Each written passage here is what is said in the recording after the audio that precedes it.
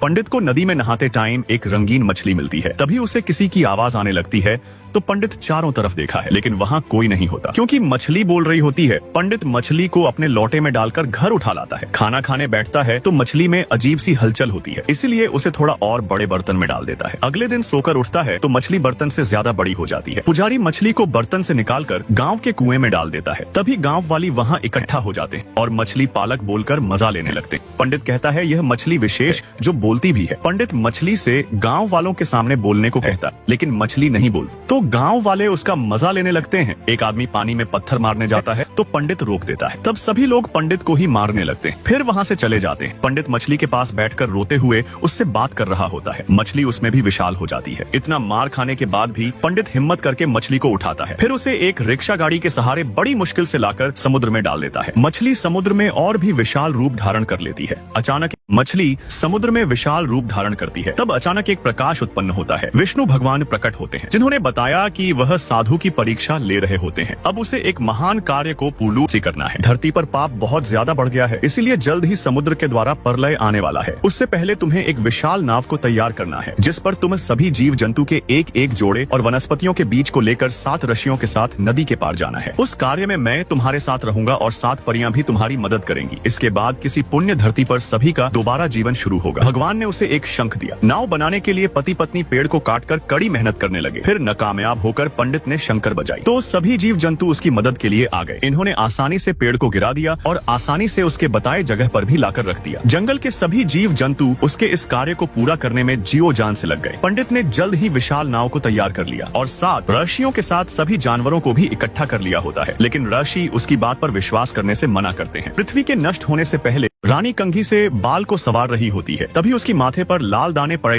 जाते हैं और रानी के सर में तेज दर्द होने लगता है। उसके मुंह से खून निकलने लगता है। रानी गिरकर बेहोश होने लगती है। कंघी के बारे में बताती है। डॉक्टर जाकर रानी का चेकअप करता है, क्योंकि राजा ने ही उस कंघी को पहले रानी को बाल संवारने के लिए दिया होता है, लेकिन कंघी नीचे गिर जाती है। तब दूसरी रानी आकर उस कंघी से अपने बाल को संभाल लेती है। कंघी की जांच की जाती है। तब पहली रानी राजा से उस जहर के बारे में पूछने जाती है। राजा बताता है कि मैं उसी के साथ रहूंगा। मैं तुम्हें रास्ते से हटाना चाहता था, इसलिए मैंने विशाल पदार्थ गला दी। राजा उस कंघी को उठाकर झील में फेंक देता। झील का पानी भी खराब हो जाता है। तब राजा अपने सैनिकों को आदेश देता है झील के सभी पानी को बदल दिया जाए। सैनिक आकर सब कुछ रानी बता देते हैं। दूसरी रानी जाकर उसके सामने घुटनों पर बैठ जाती है। कंघी में लगे विषैला पदार्थ के तोड़ के बारे में पूछने लगती है, लेकिन राजा कहता है जब तुम मेरी जिंदगी से जाओगी तभी मैं उसका तोड़ दूंगा। रानी उसके आगे रोते हुए गिड़गिड़ाने लगती है। फिर अपने बालों के पीन को निकालकर उसके सीने में उतार देती है।